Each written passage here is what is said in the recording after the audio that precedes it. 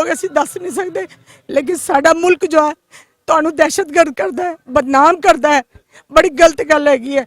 और गलत तो गलत मैसेज दिंदा हैगा कि उत्थे दे इत्थों तुहाडे चिट्टा जा रहा है, इत्थों तुहाडे आर्म्स जा रहे हैगे, जबकि उत्थे सारी तरह की सिक्योरिटी है, सब कुछ है, तो फिर किस तरह बॉर्डर क्रॉस हो जाता है। इस तरह मुल्क टू मुल्क बदनाम करना, आपस में एक नहीं होने देना, यह बड़ी गलत गल हैगी है। मैं मैसेज देंगी दोनों सरकारों नूं कि यह गलत गल्लां छड्ड दिओ, आपस में प्यार हो लैन दो कि सब दियां जड़ां पहले वालियां ओही सी, वो कोई नहीं भुल सकता मरदे दम तक। जो लोग चले गए वो आज तक याद करते हैं कि साडे पिछले सी, साडी जगह सी, साडे रिश्तेदार सी। ते मेरे फादर दे जो बचपन दे दोस्त सी वही लोग लैके गए सी पिंड च, और उन्होंने पिंड जाके दसिया सी, मेरे फादर का नाम ही दसिया सी सिर्फ कि मीके दे बच्चे आए हैं।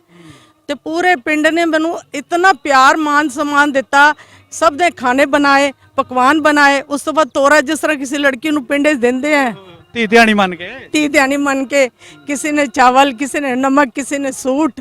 मैं बयान नहीं कर सकती वो टाइम का प्यार नूं कि इत्थे गोपाल सिंह चावला जी जो सिख कौम लई बहुत ज़्यादा वध चढ़ के काम कर रहे हैं, उन्होंने मैं उन्होंने बहुत बहुत थैंक्स करना चाहनी हाँ। और उन्होंने भी जिस तरह मेरी कोई रूहां जुड़ियां हुई सी, अज 15 साल तो उन्होंने मैनू सिस्टर बनाया है और सिस्टर की तरह ही मैनू रिस्पैक्ट देंदे हैगे। तो मेरी साध संगत जी, गोपाल सिंह चावला जी के जो काम हो रहे हैं, असी उन्होंने बहुत ज़्यादा हुंकारा भरने और उन्होंने बहुत ज़्यादा सिफत करने कि वो अगे भी चढ़दी कला च रहन।